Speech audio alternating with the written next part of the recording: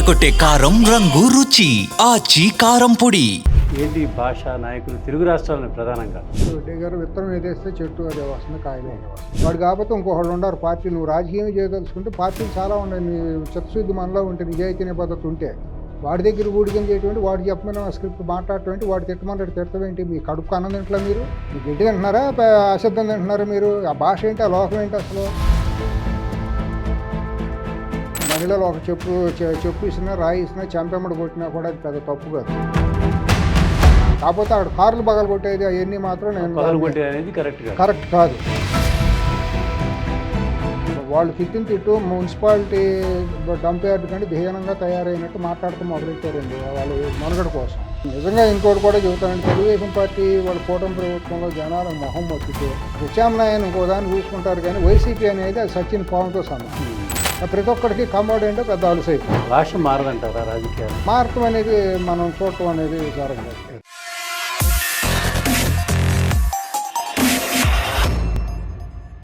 తెలుగు అని వీక్షకులకు నమస్కారం.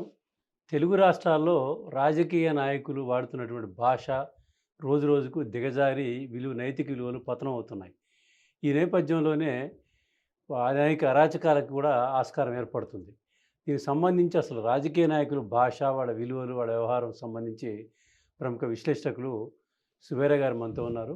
నాతో మాట్లాడదాం. చెప్పండి సార్. నమస్కారం. ఏంటి భాష నాయకులు తెలుగు రాష్ట్రాలను ప్రధానంగా? రెడ్డి గారు విత్తనం ఏదేస్తే చెట్టు అదే వస్తుంది, కాయలు అదే వస్తాయి.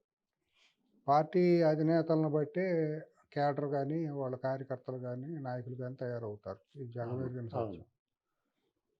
ఇది మనం మరీ పూర్వంలోకి వెళ్లకుండా 1982 నుంచి కనుక తీసుకుంటే, అంత మునుపు అసలు ఎప్పుడు ఇటువంటి భాష ఎక్కడ మనం చూడలేదు. ఆ హుందాతనం వేరు. వాళ్ళు ఇది కూడా 89, 94, 99 వరకు కూడా చాలా బాగుంది. ఇదిగల వరకే ఉండేది రాజకీయాలు కానీ, హౌస్లో మాట్లాడుతుంటే ఆ హుందాతనం, ఆ పెద్దరకం వేరు. ఏ పార్టీ వాళ్ళు మాట్లాడినా కూడా ఆ పెద్దరకం వేరుగా ఉండేది. గౌరవం, వాళ్ళు సంస్కారంగా ఉండేది. సంస్కారం. ఎందుకంటే వాళ్ళ వ్యక్తిత్వాలు, వాళ్ళ భాష అంతా కూడా అదే రకంగా. చదువుకున్న వాళ్ళు రాజకీయాలు ఉండేవాళ్ళు. చదువు కొలమానం కాకపోయినా చదువు లేని వాళ్ళు కూడా అంత హుందాతనంగా మాట్లాడేవాళ్ళు. ఇప్పుడు పెద్ద పెద్ద బారిస్టర్ చేసి లండన్లో చదువుకొచ్చిన వాళ్ళు అట్టాగే ఉండేవాళ్ళు.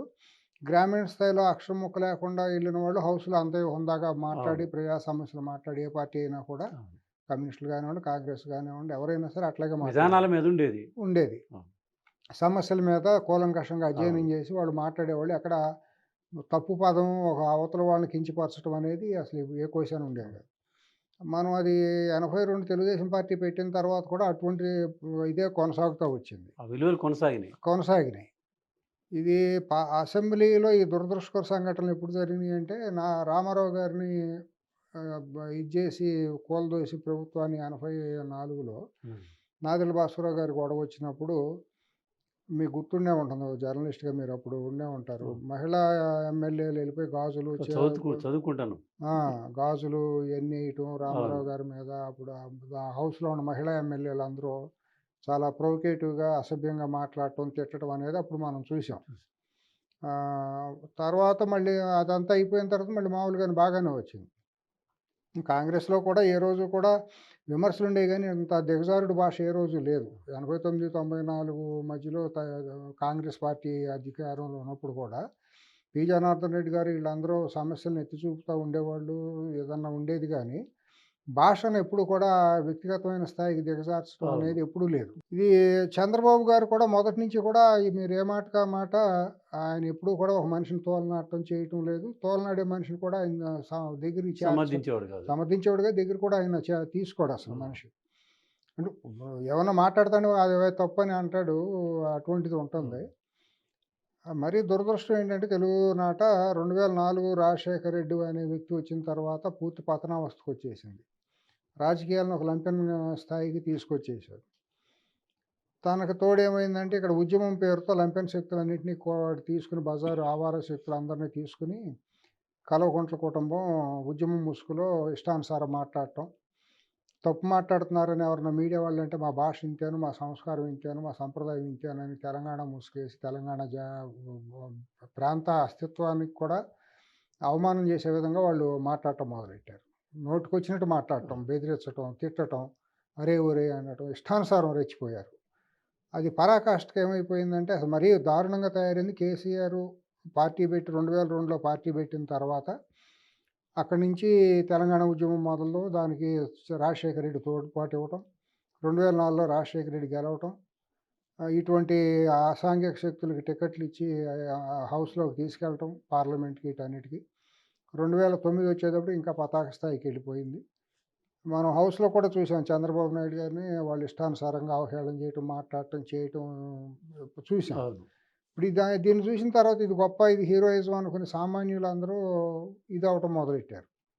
ఇంకోటి ఏమైందంటే అది మంచిగా చెడు పక్కన పెడితే వాళ్ళ మాధ్యమాలు కూడా, ప్రసార మాధ్యమాలు కూడా గతంతో పోలిస్తే ఇప్పుడు ఏమో క్షణాల్లో వచ్చేస్తున్నాయి. భాష ఉండేది వాళ్ళకి. ప్రత్యేకించి. వాడు ఎడిటింగ్ అవకాశం ఉండేది, అవును, ఏమో అవును. మాట్లాడిన చేసిన వాళ్ళ ప్రతిదీ కూడా లైవ్లోకి వచ్చేస్తుంది. ఎలక్ట్రానిక్ మీడియా ఎలక్ట్రానిక్ మీడియా వచ్చిన తర్వాత మీరు రిపోర్టింగ్కి వెళ్ళినప్పుడు వీళ్ళు ఇట్లా మాట్లాడారు, వీళ్ళు ఇట్లా మాట్లాడారు అని మీరు రాస్తే చదవటమే కానీ విజువలైజేషన్ ఉండేది కాదు. ఉండేది కాదు. ఒకవేళ ఏమైనా తప్పు భాష మాట్లాడినా మీరు అటువంటిది పత్రికలోకి తీసుకొచ్చేవాళ్ళు కాదు. వాడేవాళ్ళం కాదు. అవును. రాసేవాళ్ళం కాదు. రాసేవాళ్ళు కాదు. దాని మీద కొద్దిగా పరుషంగా మాట్లాడారు అని అంతవరకే. పరుషంగా మాట్లాడని, అసభ్యంగా మాట్లాడని పదాలు అంతవరకే. వాడారు తప్ప ఆ, వాళ్ళు ఏం మాట్లాడారు అది రాసేవాళ్ళు లేదు కాదు ఎమ్మటే పత్రికల్లో. క్షమాపణ కూడా చెప్పేవాళ్ళు, మేము అవును. విత్డ్రా చేసుకుంటున్నాం, పొరపాటు అయిందని కూడా వాళ్ళు అనేవాళ్ళు. అవును. కాలక్రమేణా ఈ ఎలక్ట్రానిక్ మీడియా వచ్చేసింది, టీవీ ఛానల్స్ కూడా కుప్పలు తెప్పలుగా వచ్చేసిన తర్వాత ఏమైందంటే ఇది ఒక హీరోయిజం అయిపోయింది. అసాంఘికంగా మాట్లాడటం, బూతులు తిట్టడం అనేది ఒక సంస్కారంలోనూ ఒక హీరోయిజం లాగా అయిపోయింది. ఇప్పుడు అవారా జనాలు కూడా అట్లా తిట్టేవాడు వెనకాల ఎక్కువ మంది నాయకుడిగా అనుసరిస్తూ నడుస్తున్నారు. దీంతో ఏమైపోయిందంటే ఇక మా పతనావస్థకు వచ్చేసింది పూర్తిగా ప్రజాస్వామ్యంలో. ఇక ఇదేది అని కాదు, అన్నిటికీను ఈ రకమైన భాషను వాడటం, కుల సంఘాల పేరుతో, మత సంఘాల పేరుతో, ప్రాంతీయ సంఘాల పేరుతో విద్వేషాలుగా ఈ రకమైన భాషను మాట్లాడటం. పోలీసులు మాత్రం ఏం చేస్తారు చెప్పండి, కొన్ని రోజు మనకు నోటి మీద మనకు హద్దు లేకపోతే ఎంతమంది మీద కేసులు పెడతాం, పోలీసులు ఎన్ని కేసులను రిజిస్టర్ చేసి ఎన్ని అవును. దర్యాప్తులు చేస్తారు, వాళ్ళకే కత్తి మీద సామే కదా. అవును. లా అండ్ ఆర్డర్ చూడాలా, లేకపోతే నన్ను తిట్టాడు, ఈ కేసులు పెట్టు. అవును. నన్ను వీళ్ళు తిట్టారు, అసభ్యంగా తిట్టారు చేయమంటే ఎక్కడికి అవుతుంది ఇదంతా? అవును. మన సంస్కృతి, మన పద్ధతులు మనకు ఉండాలి, కానీ మన నోటి మీద హద్దు మనకు ఉండాలి. నోటితో అన్నం తింటాం, అన్నం తిన్న నోటితో మంచిగా మాట్లాడాలి. పద్ధతిగా ఉండాలి. సమాజానికి మనం చేర్చేది వాయిసే కదండి. అవును. ఆ వాయిస్ నోరు ద్వారానే, నా నోరు అదుపులో పెట్టుకోవాలి, పద్ధతిగా ఉండాలి. అది దాటిపోయింది ఇవాళ. దాటిపోయి సంస్కారహీనమైన ఎక్కువ మంది బ్యాచ్ అంతా కూడా రాజకీయాల్లోకి వచ్చేసారు. పార్లమెంట్కి కూడా వెళ్ళిపోతున్నారు వాళ్ళు చాలామంది. మరి పార్లమెంట్లో ఉండగా జిప్పులు తీసి చూపించడం ఏంటో మరి మనం చూసాం కళ్ళతో. అవును. మరి హౌస్లో జిప్పులు తీసి చూపించడం కూడా మనం అమరావతి హౌస్లో చూసాం. అలా గత దీంట్లో అవును. ఇష్టానుసారం బూతులు తిట్టడం చూసాం అక్కడ. ఇంతకుముందు రోడ్డు మీద తిట్టుకునేవాళ్ళు, ఇప్పుడు సభలకి సభల్లోని చట్టసభలోని చట్టసభలకు కూడా వెళ్ళింది ఆ భాష.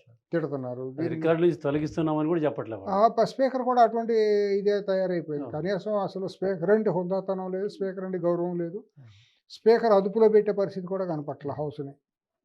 అట్ట అయిపోయింది. ఆ రోజుల్లో మనం గతంలో హౌస్ని నడపటం అంటే, నాకు ఊహ వచ్చిన తర్వాత నారాయణరావు గారు అని ఒక ఆయన ఉండేవారు. ఆయన అవును. మనిషి పుల్లాగా ఉండేవాడు. తర్వాత ఆలపాటి ధర్మారావు గారు వాళ్ళు కాంగ్రెస్ ప్రభుత్వంలో అయ్యారు. ఏ మటుక మాట యనమల రామకృష్ణుడు గారు కూడా హౌస్ని బాగానే నడిపొచ్చారు. ఆయన కంట్రోల్లో పెట్టడం, ఆయనకు అవగాహన పూర్తిగా దాని అవకాశం, చట్టం మీద అవగాహన ఉంది, పూర్తిగా అవగాహన పెట్టుకుని భాష ఇది ఉంది, కొంచెం ఇదిగా ఉంది, మనిషి కూడా సౌమ్యుడు, సౌమ్యంగా ఉండాల్సిన టైంలో టఫ్గా కూడా ఉంటా అవును. హౌస్ని బాగా హుందాతనంగా. తర్వాత తమ్మినేని సీతారాం లాంటి అసాంఘిక శక్తులు కూడా స్పీకర్ అయిపోయి అసభ్యంగా అయిన తర్వాత ఇంకా మన హౌస్ గురించి, భాష గురించి ఏం మాట్లాడాలి చెప్పండి? ఆ చట్టసభకే నిలవరించేటువంటి ప్రయత్నం కూడా లేదు. తమ్మినేని సీతారాం లాంటి అసాంఘిక శక్తి స్పీకర్ అవటం రాజ్యాంగానికి పొరుగు తక్కువ కదా అది. అటువంటి వాళ్ళు స్పీకర్లు అవటం ఏంటండి, ఎంత దుర్మార్గం. వాళ్ళు ఏ రకంగా సమర్థించుకున్నారు అక్కడ. ఇవన్నీ మనం కళ్ళ ముందు చూస్తా మనం బాధపడటం తప్పించి మనం చెప్తే వినేవాళ్ళు ఎవరు లేరు. తర్వాత ఏంటంటే తిట్టకపోతే వాళ్ళకి వేరతాళ్ళు ఇట్లా అధినేతలు. ఓకే. ఇప్పుడు పొగడాలి, తిట్టాలి, రెండే ఎదుటోళ్ళని తిట్టాలి, పొగడాలి, నన్ను పొగడాలి, ఎదుటోళ్ళని తిట్టాలి. నన్ను పొగడాలి, అధికారులను తిట్టాలి, ఇదే కొలమానం. పార్టీ కోసం పనిచేయడం, ప్రజల్లో పనిచేయడం అవసరం క్వాలిఫికేషన్ అయిపోయింది. ప్రజా సమస్యల గురించి మాట్లాడాల్సిన పని లేదు. ప్రజలకు ఏమైనా చేద్దామని దీర్ఘకాలికంగా అవగాహన లేదు. సరే, చూసారో లేదు, చిన్న గుర్తు చేస్తాను. రోజా ఒక పార్టీ మీటింగ్లో మాట్లాడుతుంటే ఉమ్మారెడ్డి వెంకటేశ్వర్లు వెళ్ళి చెప్తుంటాడు, తిట్టమంటున్నారు సారు, తిట్టవబాండి. ఎందుకు నిన్న నాకు తెలిసిన సమాచారం ఏంటంటే, మొన్న సబ్జెక్టు కరెక్షన్ అది బయటకు వచ్చింది. వైఎస్ఆర్సీపీలో రెండో స్థాయి నాయకుడిగా ఉన్నటువంటి కన్ను చెవిగా ఉన్నటువంటి డిఫాక్టో అప్పుడు ముఖ్యమంత్రికి రాజ్యాంగేతర శక్తిగా ఉంటా సకల శాఖ మంత్రి అవును. అనిపించుకున్న పేరున్నాయన. వ్యక్తి మొన్న ఒక రాష్ట్రంలో ఉన్న వాళ్ళందరినీ పిలిచి ఇంపార్టెంట్ వాళ్ళందరినీ మీరు ఇష్టానుసారం రెచ్చిపోతే సార్ శభాష్ అంటారు. మీరు ఎంత రెచ్చిపోతే అంత మీకు సార్ దగ్గర మార్కులు పడతాయి. సార్ అని అనాలంట అక్కడ. అదే. అందరిని సార్ అందరూ అవును. కూడా సార్ అని పిలవాలంట అని దిశానిర్దేశం చేశారంట. ఎందుకంటే ఈ తిరుపతి లడ్డూ దాంట్లో వాళ్ళు పోయి వాళ్ళు తవ్వుకుని దాంట్లో పడిపోయారు. మొత్తం అంత బహిర్గతం అయిపోయింది. అవును. దాని నుంచి బయటికి రావాలంటే డిఫెన్స్‌లో పడాలంటే ఈ డైవర్షన్ పాలిటిక్స్‌లో ఇష్టానుసారం అసభ్యంగా డిఫెన్స్‌లోకి వస్తారు. తిట్టాలి. ఉమ్. అతను నాకు తెలిసి కృష్ణా జిల్లాలో మరీ నోరు బారేసుకుని అసభ్యంగా అందరికీ దూరం అయిపోయి ఎవరో కూడా సమాజంలో గౌరవం ఇది కోల్పోయిన వ్యక్తి ఉన్నాడు కదా, మాజీ మంత్రిగా చేసిన వ్యక్తి. ఆ. అతన్ని పిలిచారంట. పిలిచి నువ్వు మాట్లాడితే డైవర్ట్ అవుతుంది, అద్భుతంగా ఉంటుంది, ఒకసారి నువ్వు రావాలని. తనకేమైందంటే ఇప్పుడు ఇద్దరు ఆడపిల్లలు పెళ్ళికి వచ్చారు ఓకే. వడ్డే గారు. ఇప్పుడు మనం చేసిన పాపాలన్నీ మన వెనక నడుస్తాయని అవును. ఇప్పుడు వాడు తెలియక ఇష్టానుసారం సంస్కారహీనంగా మాట్లాడిన దానికి వాళ్ళ పిల్లలకు పెళ్ళిళ్ళు అవ్వని పరిస్థితి వచ్చేసింది. ఎవరో చేసుకోము మాకు వద్దనే పరిస్థితి వచ్చేసింది. ఇప్పుడు అధికారం శాశ్వతం కాదు, డబ్బు శాశ్వతం కాదు కదా వడ్డే అవును. గారు. కుటుంబం, ముందు కుటుంబం విలువలు, మనం వ్యక్తిత్వం, అవును. మనం ఏంటనేది మనం చూసుకోవాలి కదా. డబ్బు అవును. ఉంటుంది పోతుంది. ఇప్పుడు మన వయసుకి చూసిన దాంట్లోనే కొన్ని పెద్ద పెద్ద జమీందారులును రాజ్యాలే కోల్పోయారు. అవును.